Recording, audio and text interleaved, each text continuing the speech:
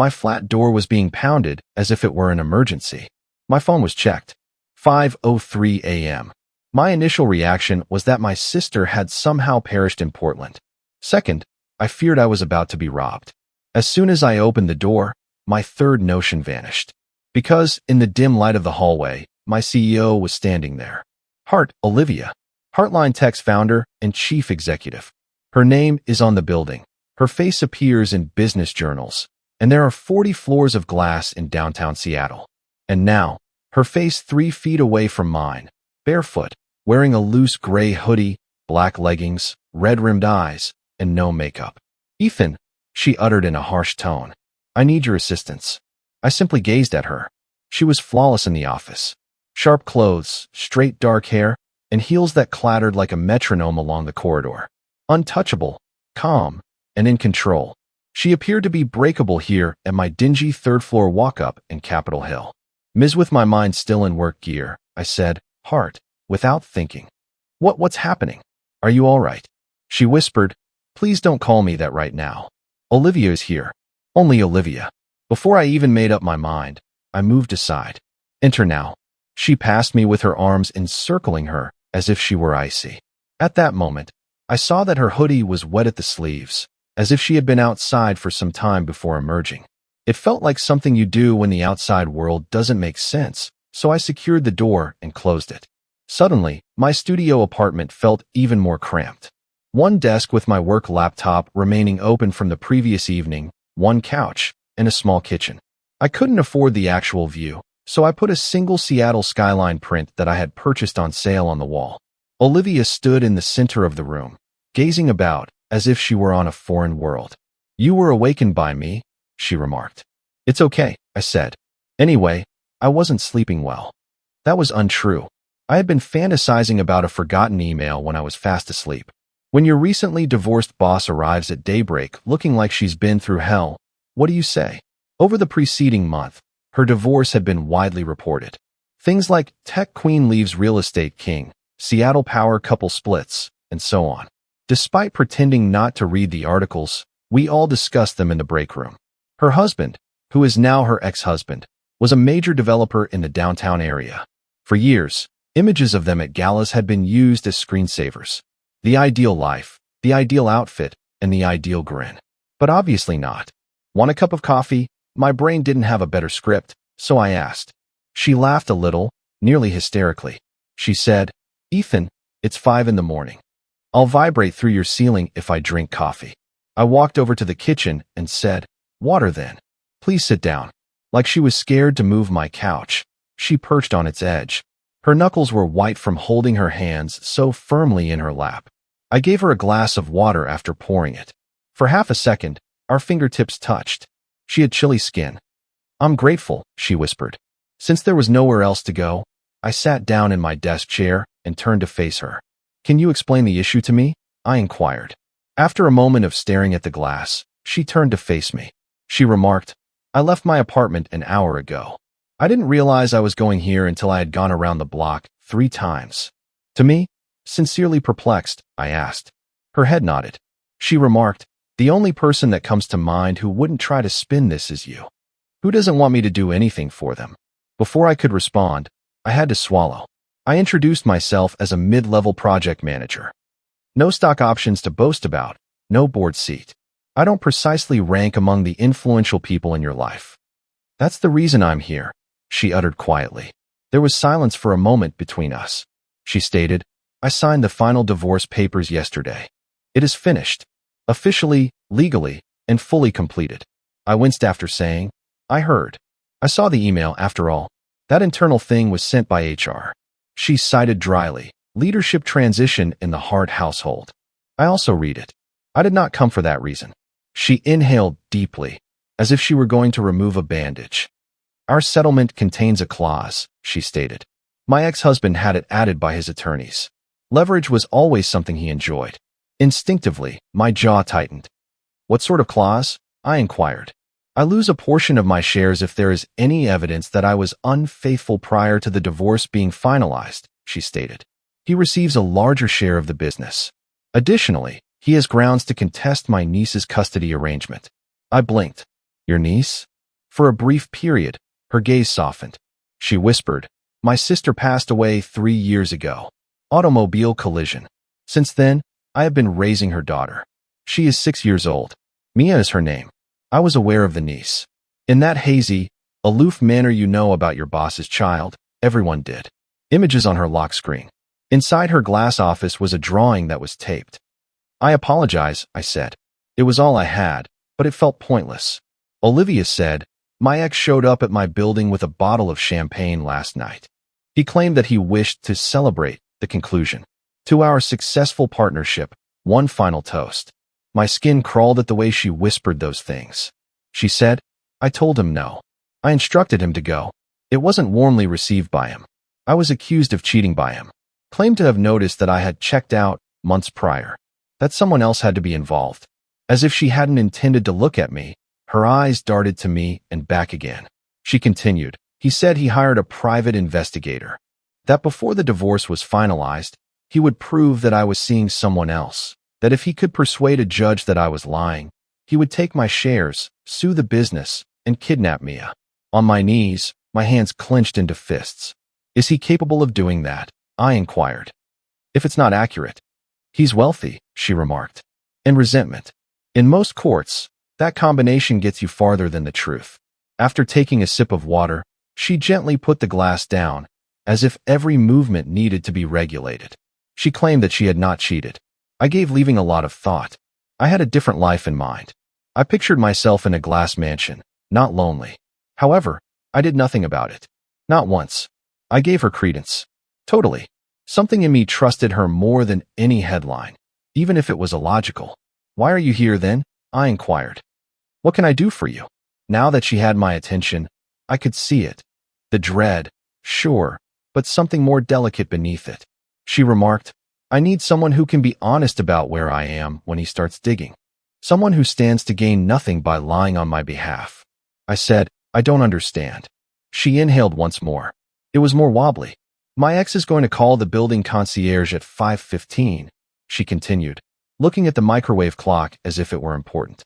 "He will inquire as to whether I had any guests. He will exert pressure. He will look for anything that he can manipulate." She gave me another look. She remarked, "I want to be able to say that last night I wasn't alone. That I was with a reliable person. That if he looks into my life, he will discover you rather than some made-up tale." Between us, the words lingered. "Do you want me to let people know that I stayed with you?" I asked slowly. She had a sore throat. She said, "I want you to really spend it. This is it. Alongside me. Now. So it isn't a lie when I say it." I took a moment to comprehend that. "Want to remain here?" I inquired. "In my flat?" Her head nodded. "Only for a couple of hours. Enough time to make it happen. Long enough for my building's cameras to record that I departed before sunrise and returned later. Long enough to leave another story hanging in the air if he tries to make it up." My mind was racing. It made some warped sense on paper.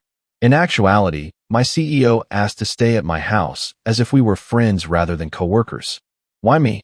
I had to ask, so I did. Once more, she locked eyes with me and didn't avert her gaze. She explained, "Because you've never shown that you wanted anything from me other than a fair chance at your job. In meetings, you look me in the eye. When my deadlines are too close, you let me know. You're not a flirt. I'm not a threat to you. Additionally, you respect me." My chest constricted. I said in a low voice, "I respect you enough to be honest about this. People are going to gossip if you stay. It could backfire on us both if someone discovers that I'm interested in your private life." "I understand," she said, "and I'll leave that door and find another solution if you say no." Then she got to her feet as if to demonstrate it. I hadn't noticed the small crossbody purse until her hand was resting on the strap. "But Ethan," she began, her voice shaking now in a way that directly affected me. "This is the first time in years that I've truly asked for help from someone. Not a helper. Not an attorney. Not on the board. Simply put, someone I trust." In the small space, the word trust seemed enormous. I ran over all the potential outcomes in my head. Office rumors. HR sessions. Power relations. The possibility of getting into trouble with a woman who could fire me with a single email. Then it changed to another image. As her ex attempted to destroy everything she had created, she sat by herself in that glass penthouse. To a 6-year-old child who simply turned up for her and had no idea what legal phrases meant. So did I. All right, I replied. Remain. Her face washed with relief so quickly that it was nearly painful to watch. I'm grateful, she muttered. I pointed to the couch. I answered, you can have the bed. I'll accept this. A faint, weary smile curled her mouth. She said, you don't have to do that. I understand, I answered. But I'd like to at least keep some of this simple if I'm going to tell people that I stayed with you. She exhaled a sound that sounded almost like laughter. One idea was more persistent than the others as I took the spare blanket out of the closet. 10 feet from me, my recently divorced beau was about to nod off. Furthermore, what would occur at work tomorrow wasn't the most terrifying aspect. I already cared a great deal about what would happen to her. I didn't immediately switch off the lights. As I searched my closet for a fresh pillowcase and the extra blanket I saved for my sister's visit, Olivia settled back down on the couch. My mind was racing, but my hands were moving out of habit. As she observed me, she said, you really don't have to give up your bed. I truly do, I replied. Fundamental human laws. The bed is given to the guest, particularly since the visitor formally signs my paycheck. She looked at that for me. That is precisely the reason I should not be present. I stopped, holding a cushion. I understand, I replied. However, you are. I tried not to give the fact that I was making it for my boss too much thought as I carried the pillow and blanket to the bed. The linens were spotless. 3 days ago, I had made the change. Nevertheless, I smoothed them down like if I were making an offering. I heard her stand behind me. Am I able to see? She inquired. I moved aside to give her a better view of the corner that served as my bedroom. A full-size bed, a small lamp, a nightstand holding my glasses and a book, and a window that let in a bit of the gray Seattle sky when it wasn't yet dark were all that was there. She sounded almost relieved when she said, Ethan, this is fine. To be honest, I thought, I don't know. There are game consoles and neon lights everywhere. I'm older than you. I was prepared with a stereotype. I said, you've seen my spreadsheets. You ought to have realized how dull I am. There was something almost warm in her eyes as she gazed at me for the first time since. She had come. You're not dull, she remarked. You're steady. That could have sounded insulting coming from anyone else. It seemed like the greatest compliment I had ever received from her. After returning to the couch to retrieve her luggage, she paused. Is there something I can transform into, do you? She inquired. This sweatshirt is still wet. Yes, I said. Just a moment. I took out a pair of cozy gray sweatpants and a simple navy t-shirt from my drawer. Even on me, they were a bit large, but at least they were clean. I gave them to her without really looking at her. I pointed down the small hallway and added, the restroom is right there. The door sticks a bit. Instead of pushing, you must pull. I got it, she said. I let out a breath when the restroom door clicked shut. In order to prevent her ex-husband from using her loneliness as a defense in court, I was allowing my recently divorced CEO to change into my clothing at my little apartment at 5 in the morning. I would have told them they needed to sleep if they had told me this a week ago. The sink ran, the toilet flushed, and suddenly the door opened once more. Olivia came out wearing my t-shirt and sweatpants a little loose on her body, her hair put up in a loose knot, and her face clean. She had a new appearance. Somehow younger. More like a genuine person who might run into you at the grocery store and say she's sorry for striking your card, rather than the woman that walks across the stage at conferences. She raised an eyebrow when she saw me staring. I'll deny it in every meeting we ever have if you tell anyone you saw me like this, she threatened. Comprehensive, I said. At 8 a.m., this night self-destructs. She gave a small smile and walked up to the bed. She put her luggage on the floor, sat on the edge, and put her hands in her lap. She said, I don't think I can sleep yet. I have a loud head. I understand, I replied. I'll just collapse on the sofa. Ask for help if you need it. I left the little lamp between the couch and the bed on and switched off the main light. Everything seemed closer when the room fell into that gentle, late-night glow. Ethan, as I walked over to the couch, she spoke softly. Yes. Are you going to sit for a moment? She inquired. At least until my mind stops racing. In all the meetings, speeches, and press conferences, I had never heard her voice sound so fragile. Yes, I replied. Halfway between the couch and the bed, I took a seat in the chair beside my desk. Her bare toes lightly pressed against the blanket as she turned slightly to face me with one knee drawn up. I said. You mentioned that you had a different life in mind. Back at your house, prior to your arrival here. She gave me a startled look when I recalled that particular detail. I did, she declared. For a long time. What were your thoughts? I inquired. She turned to face the small window, where the darkness was beginning to be softened by the tiniest glimmer of dawn. She remarked, I pictured waking up and not feeling like a visitor in my own house. I thought that when I walked into my kitchen, I could leave a coffee mug in the sink without anyone joking that the CEO can't even clean up after herself. She twisted her mouth. She went on, I envisioned not having to be on all the time. Not considering every word carefully in case it changed a headline or ruined a deal. She hesitated. I pictured myself sitting in sweats on a couch, she remarked, having a conversation with someone who valued me as a person before my resume. Her gaze returned to me. And then tonight at 4 in the morning, my brain took over and brought me here, she said quietly. Between us, the air felt heavier. I remarked, you could have called anybody. A member of the board. A lawyer. Your CFO, she declared. I've already given them all a call this month. The questions they all pose are the same. How are we safeguarding the business? How are we in charge of the story? She lowered her gaze to her hands. She stated, I didn't want to be a narrative tonight. All I wanted was to be someone who was afraid and didn't want to be by themselves. There hung her confession. Something near romantic, but not quite. One step. After a moment, I said, I'm still trying to understand something. This provision, the writing style. He cannot simply accuse you of cheating after proving you were with someone. It doesn't operate that way. No, she replied. He would need to demonstrate intimacy. That the image we projected together was violated by me. That I did as much harm to his reputation as I did to mine. His lawyer is skilled at making things appear worse than they actually are. And me? I inquired. In his mind, where do I fit into this? She said, you're nobody, and then grimaced. I don't mean to sound that way. I understand, I replied. My bank account concurs, believe me. She remarked, you are a powerless person to him. No seat on the board. No wealth passed down across generations. He will attempt to make you a threat to the business if he discovers your identity in order to exert more control over our reaction. Excellent, I said. So, depending on what suits him, I can either be invisible or dangerous. Yes, she replied. And I detest that. He still has the ability to use people as tools, which I detest. I detest the fact that my spouse treats everyone like a piece of furniture.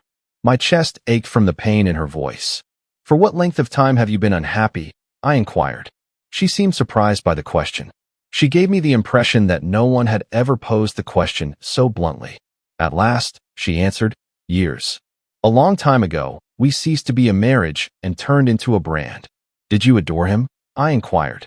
She considered it. She remarked, I adored the notion of what we could be. Together, two driven individuals are creating something significant.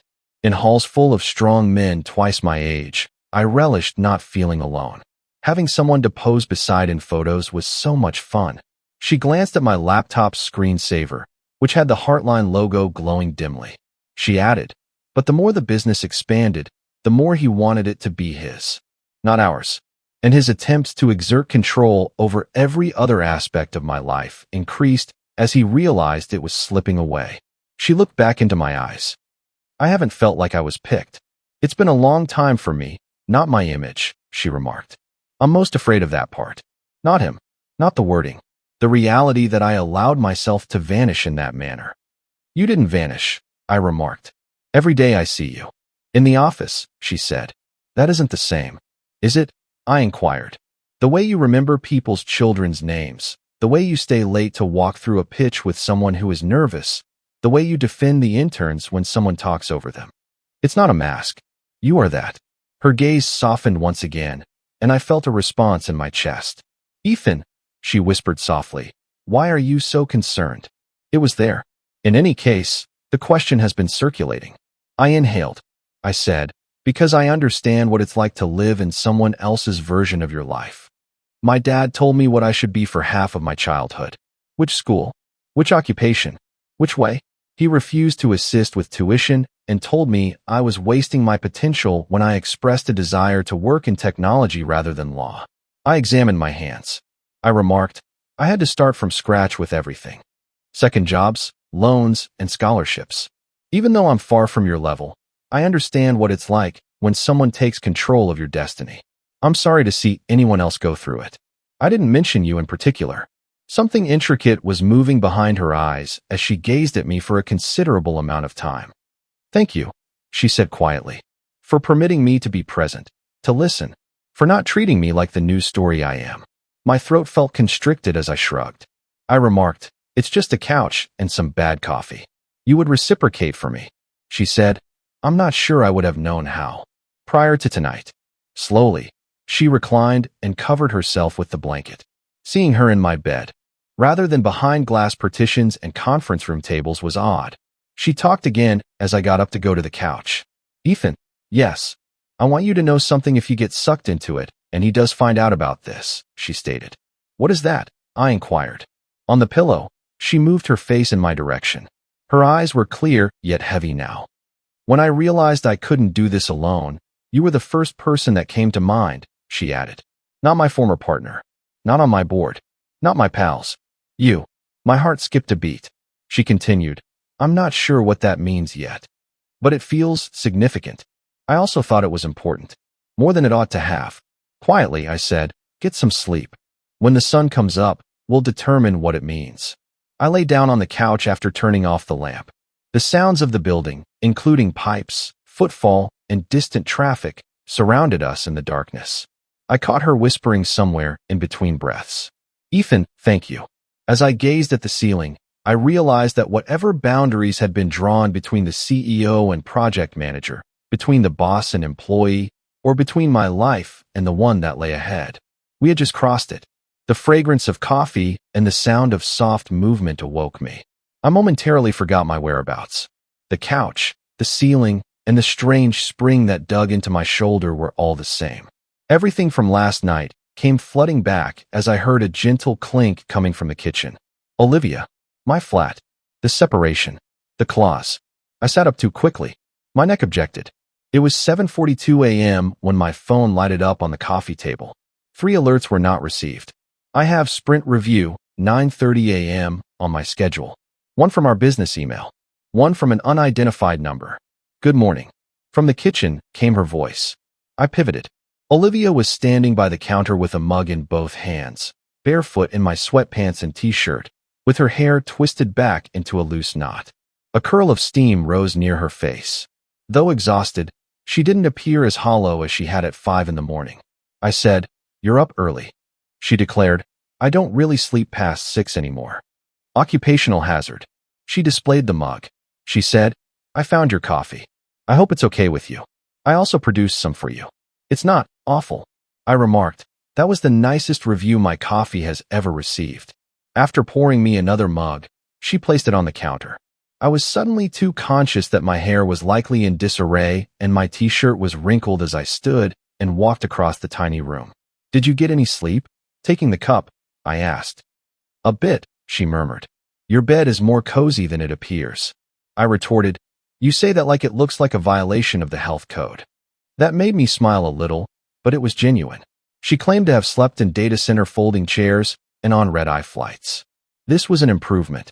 I sipped. In a positive manner, the coffee was stronger than I usually make it. Once more my phone buzzed. The unidentified number. I grabbed it. The preview of the text said, Daniel from Olivia's building is here. Would you please call Ms. Hart when she has some free time? I held up the phone and said, It's your concierge. The effortless moment vanished from her face. It is, of course, she whispered. Unless someone is pressuring him, he never texts me this early. She extended her hand. I handed the phone to her. After reading the message, she set down the mug and inhaled deeply. I take it that the lobby is equipped with cameras? I inquired. Anywhere, she remarked. He would have noticed my departure. I answered, but not with whom. She gave one nod. I ought to give him a call, she remarked. He'll call my assistant if I ignore it, and then everyone will know something is wrong. She came to sit in the chair at my desk and dialed. I remained in the kitchen, acting as though I was more interested in my coffee than in the way her shoulders squatted for combat. After a moment, she said, Hello, Daniel, this is Olivia. You sent a text? She paid attention. Yes, she replied. I departed this morning early. About 4:30. Stop. Yes, I am aware of how unusual it is. Stop. She glanced in my direction. Calmly but firmly, she stated, I wasn't alone. Last night, I stayed with a friend. After a fight with my ex-husband, I didn't feel at ease around the apartment. One more pause. A thin, nervous male voice could be heard on the other end. She remarked, I understand your position. However, you are under no duty to provide my ex with any details regarding my whereabouts. Kindly let him know that he can only enter the public lobby. Anything more than that will require my lawyer's approval. Her jaw tensed as she listened once more. No, she muttered. Call me, and you did nothing wrong. Thank you for alerting me to this. Tell him that I'm not available and that his lawyer can get in touch with mine if he returns. She let the phone fall on the desk after hanging up. She sat there for a moment with her hands flat on her knees. All right, I inquired. She remarked. He was courteous. Additionally, he claimed that my ex showed there at 5:15 and demanded to know if I had hosted anyone. He was adamant. Anger flashed through me. I remarked, he doesn't own your building. She remarked, he owns half of everything else. When he pushes, he's accustomed to people folding. Daniel sounded anxious. I don't want to be the reason he loses his job. I said he won't. You made the correct decision. She got up, grabbed her mug once again, and leaned against the counter on the other side of me. Now we were nearer. I could make out the thin creases at the corners of her eyes and the small shadows beneath them, which only appeared when she wasn't grinning for the camera. I am grateful, she remarked. For what purpose? I inquired. For being genuine, she remarked. I would be concerned about how this would leak if I were with someone else. Which angle would it be? My only concern with you is if I wrecked your morning. You did, I said, but in a way that was more engaging than my alarm. She raised the corner of her mouth. She said, you don't have to come in today. I'll cover for you if you want to call in sick. You didn't agree to be forced into my life. I said, I work for your company. That, in my opinion, qualifies as committing to at least some of it. She said, this is not part of your job description. I answered, neither is half of what I do on Fridays. I'll be all right. We will address any rumors that may exist. Her gaze locked with mine. There was an unspoken movement.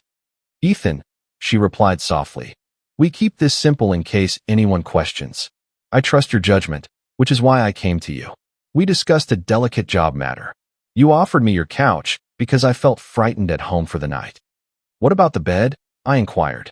We don't talk about the bed, she stated. All right, I replied. Just lie down. I understand. She glanced down, then up again. She went on. That doesn't mean I'm not grateful. I understand, I replied. You arrived at my house.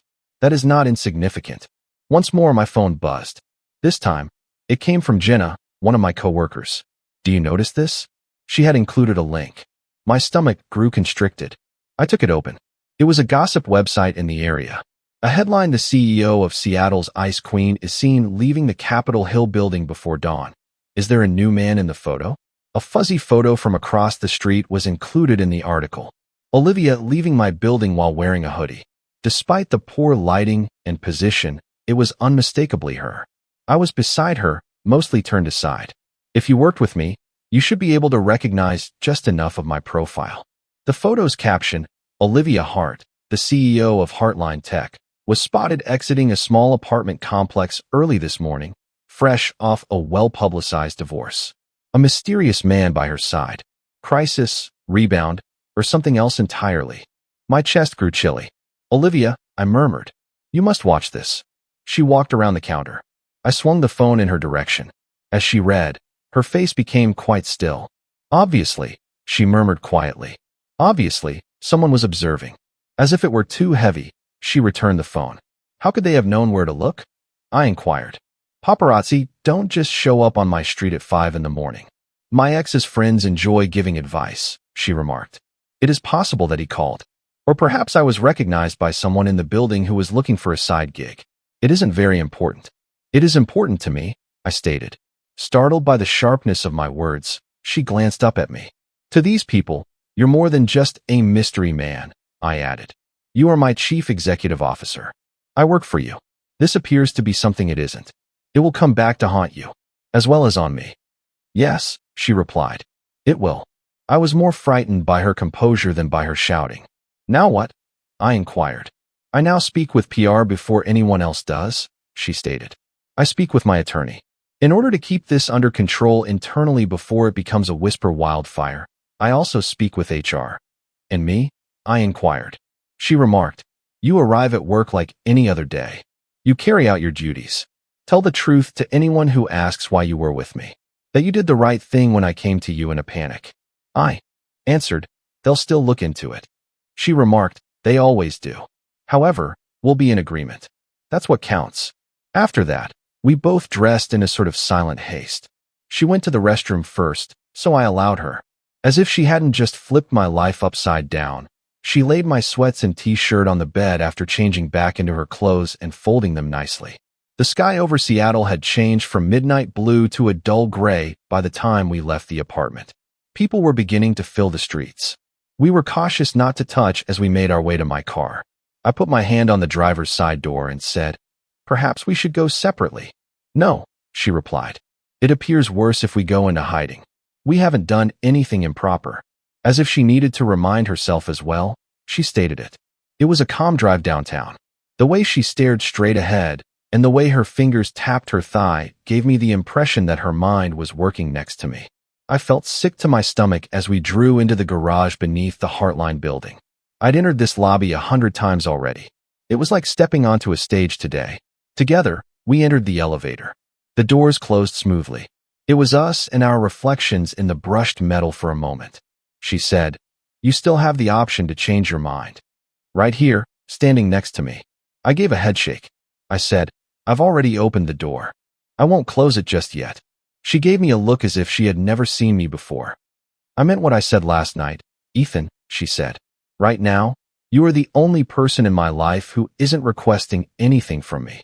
That isn't accurate, I stated. I'm looking for something. Her eyes slightly expanded. What? She inquired.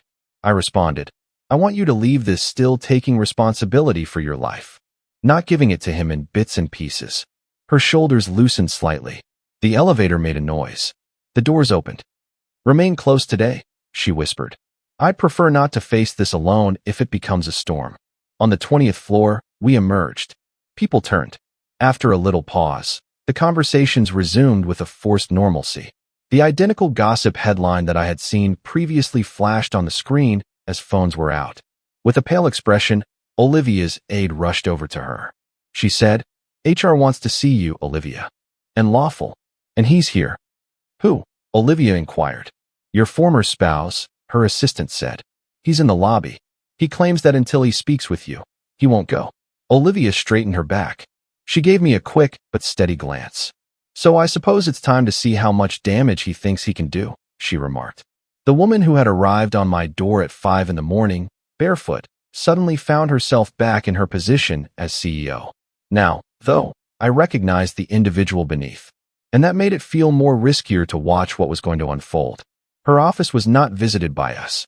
When HR wanted to chat, they always went to the conference room on the 12th floor, the one with the frosted glass and the overly bright lights. Olivia entered first. I trailed after, sensing every set of eyes that made an effort to avoid us. Our general counsel, Maria Ramirez, and HR director Karen were already seated at the table inside. Folders were in front of both of them. Documents. Proof. Overnight, this had become whatever it was. Maria stood just tall enough to be courteous and said, Olivia. Ethan, I appreciate you arriving early. Was there anything I could do? Olivia inquired. I could hear the hardness beneath her smooth tone. Karen put her hands together. She stated, we want to make sure you're both protected, and that we comprehend what is occurring prior to narratives slipping away from us. She referred to the gossip item as narratives. The picture. Someone knocked. The door opened before anyone could respond. He entered as if he were the floor's owner. I had seen images of him in publications. Tall, fancy outfit, flawless smile. Marcus Reeves appeared much more polished, and somehow even more icy, in person.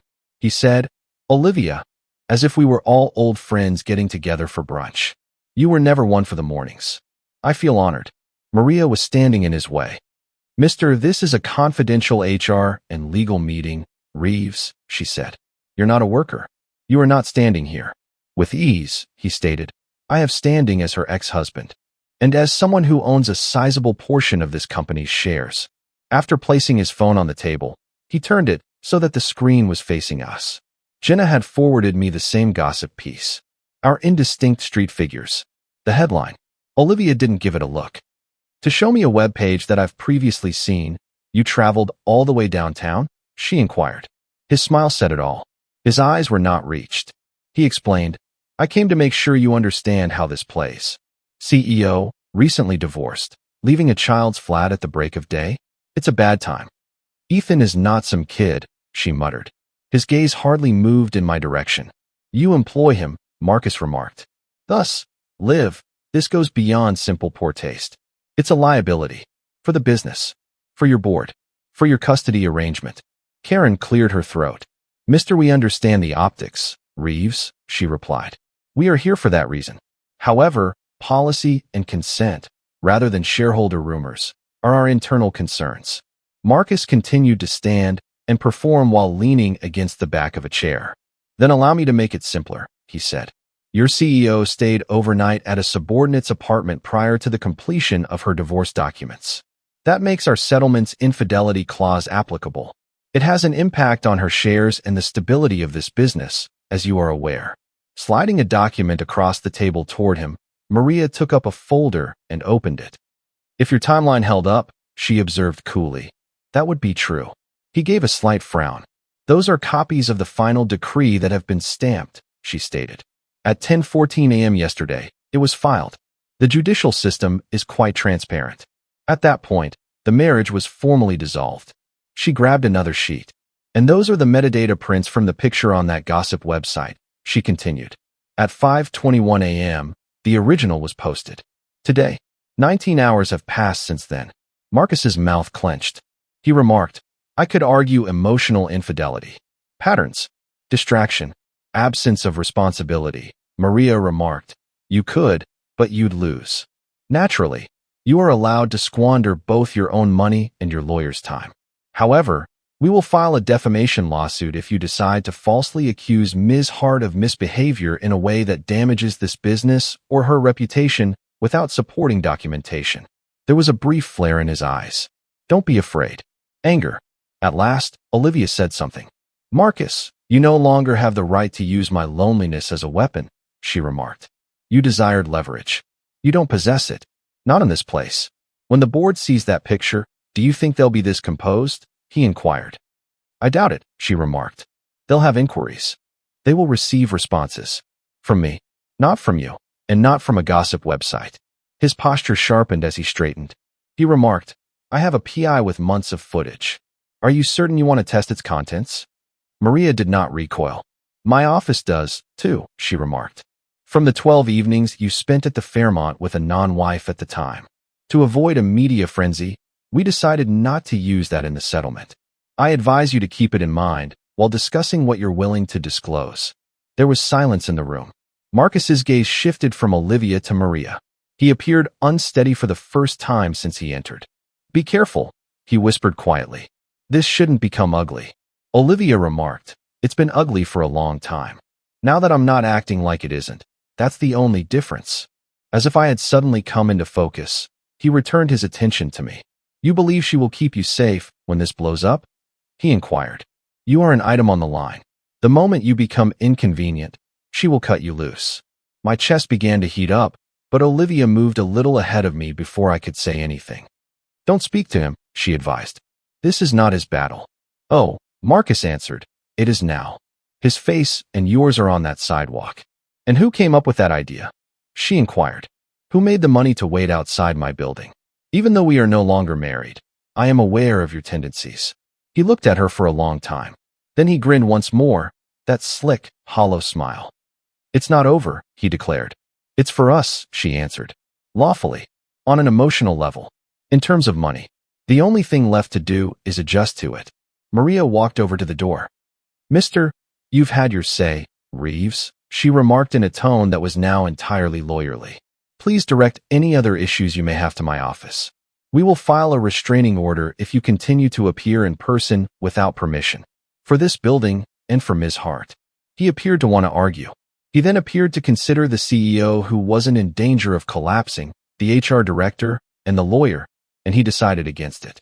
As if this were just another meeting, he adjusted his handcuffs and left. With a gentle click, the door shut behind him. I released a breath I had been holding without realizing it. Karen cleared her throat. "All right," she answered in a softer tone. At 8 o'clock, that was more than I anticipated. She looked at me, then at Olivia. She said, "Now we talk about us." Inside, "Can you take a seat for a moment, Ethan?" I took a seat. I had some numbness in my hands. Karen stated, "We're not here to make accusations against anyone. Because of the obvious power disparity and the resulting public conjecture, we are here. It is our responsibility to ensure that there was no harassment or pressure and that everyone knows the line moving forward." She gave me a look. "Did Olivia put any pressure on you to invite her over last night, Ethan?" she said. "No," I replied. "She arrived frightened and requested assistance. I made a decision." "Did you two have any romantic or physical interactions?" "Not rudely," she inquired. Olivia became motionless next to me. "No," I replied. "It was the reality. We had a conversation. The couch was mine, and she slept in my bed. That's all." Karen took note and nodded. "Olivia, did you give Ethan anything in return?" she asked. "Implied or explicit favors, promotions, or promises?" "No," Olivia replied. "I trust him, which is why I came to him. That's all." "All right," Karen said. "Then, rather than a conduct infraction, we have an optics issue. That's doable. However, we must establish some limits." "Like?" Olivia inquired. "Ethan shouldn't report directly to you for the time being," Karen stated. "His line will be moved under a different VP.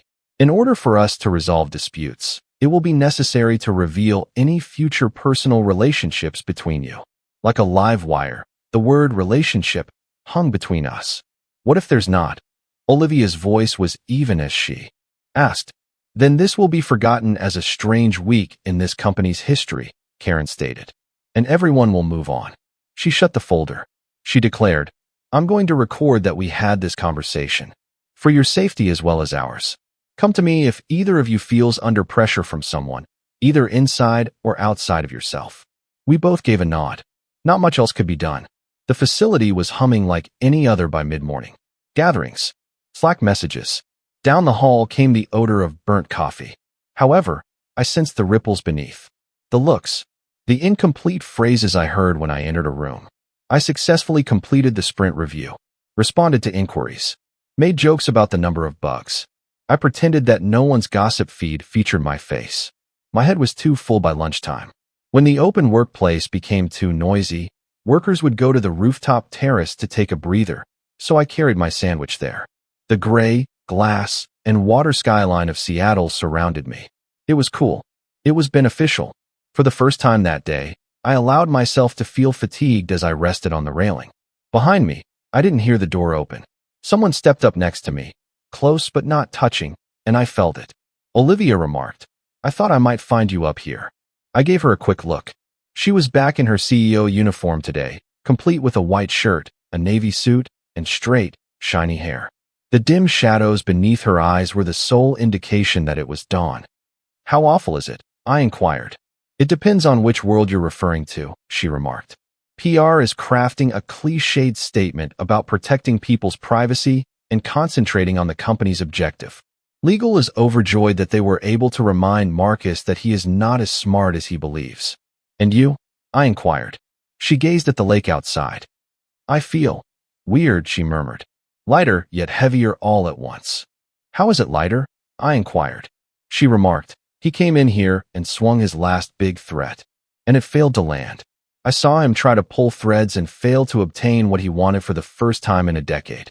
It wasn't until part of it cleared that I realized how much room that was taking up in my mind." "And more substantial?" I inquired. She gave a small smile. "Because I have to consider what I truly want now that I have space in my mind," she explained. "Not only the things I'm scared about." She faced me. "Karen is correct," she stated. "A disparity of power exists. Your boss is me. That is important. I care about it more now than I did before. Don't be concerned about my job," I said. "I'll join whatever reorganization they put me in." "I'm not worried about your job," she muttered. I scowled. "So what?" Yours, she murmured. Your existence. Your standing. I lured you into a disaster I've been creating for years when I stepped into your flat at 5 in the morning. You were very justified in sending me away. You didn't. I answered, I don't regret that. Like she was looking for any hint of doubt, she scanned my face. In the elevator earlier, she remarked, you claimed to have a request for me, that you desired for me to leave this situation with a life of my own. I said, I meant it. Do you only want that? She inquired. There stood the question, big and plain. No, I replied. My own heartbeat was audible. It isn't. She waited. I began to say, I want, but then I stopped.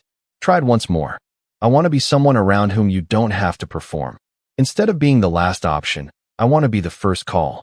I'd like, before I uttered anything that would alter my reporting line more than anything else, I paused. Her eyes had softened considerably. She remarked, you expect a lot from someone who slept on his own couch. Yes, I said, and I am aware of how awful the timing is. Your divorce papers have just been signed. HR is observing. Everyone in the city believes they know something about us that isn't true. I inhaled. I said, so I'm not asking for anything. Not today. Just so you know, last night wasn't just something I had to do. What happens to you matters to me. Probably more than a project manager ought to be concerned about his CEO. It was there. Outside. The wind pulled at the ends of her hair as she gazed at me for a while. Are you aware of why I actually knocked on your door? She inquired. I said, because you trusted my judgment. That was a contributing factor, she stated. But if all I needed was a smart head, I could have picked other names. Those with greater authority, greater separation. She moved closer by half a step. Her shoulder touched mine. My chest constricted. After a late budget meeting 2 months ago, there was a moment, she added softly. Everyone was gone. Since the cleaning staff hadn't arrived yet, you stayed behind to assist me in retrieving the prints. I recalled. Too much coffee, empty pizza boxes, and conference room C. She remarked, you made a joke about how even CEOs can get tired. You then inquired as to when I last returned home before 8 o'clock. I also recalled that. I recalled how she had truly taken a moment to reflect. She remarked, no one asks me those questions. It's not because they fear me, because they do not consider me to be a person who experiences fatigue, or isolated, or human. You did. She glanced back at me after glancing down to the rooftop. You were the only person I could imagine opening the door without expecting anything in return when I woke up at 4 this morning and realized I was about to break, she added. I had a constricted throat. Olivia, I said, I won't act like I'm prepared to try something new, she remarked. Neither of us would be treated fairly by that. Furthermore, I won't jeopardize your job by acting as though power is irrelevant. Then, with her fingers warm against mine, she took my hand. She said, but I also won't lie and say that last night didn't change anything for me. I wondered what it would be like to choose someone for the right reasons this time after seeing you half asleep in that doorway and making room for me in a life you didn't intend to share. Below us, the city hummed. Somewhere over the water, a gull cried. So, what should we do? My voice was quiet as I asked. She squeezed my hand once and said, first, we let HR move you under another VP. The straight line that renders this unethical is removed. We then make it through the ensuing weeks. The murmurs, the headlines, the gatherings. Then, I inquired. She gave a tiny, genuine smile. You can then ask me to coffee somewhere that doesn't have my name on the building if you're still feeling the same way, she said. And not as your CEO, but as Olivia, I will say yes. A silent, incredulous laugh escaped my lips. I remarked, that sounds dangerously like a plan. She answered, it's the closest thing to one I've had for myself in a long time. For a while, we stood hand in hand, without concealing ourselves or promoting ourselves, just being there. From the outside, it most likely appeared to be a supervisor and a worker discussing budgets, estimates, or the upcoming quarter on a roof. Everything had changed inside. There were still whispers around the building when we eventually descended again. There was still the gossip article. People continued to believe they were aware of what had occurred. However, the reality was both more intricate and simpler than any headline. My recently divorced CEO had arrived on my door at 5 in the morning, requesting assistance. I took it open, and with her, something brittle and hopeful emerged from somewhere between the pandemonium, the terror, and the legal threats. It would change more than just her life, no matter what happened next. We would own it. If this story stays with your heart, don't forget to like, subscribe, and share it with your friends.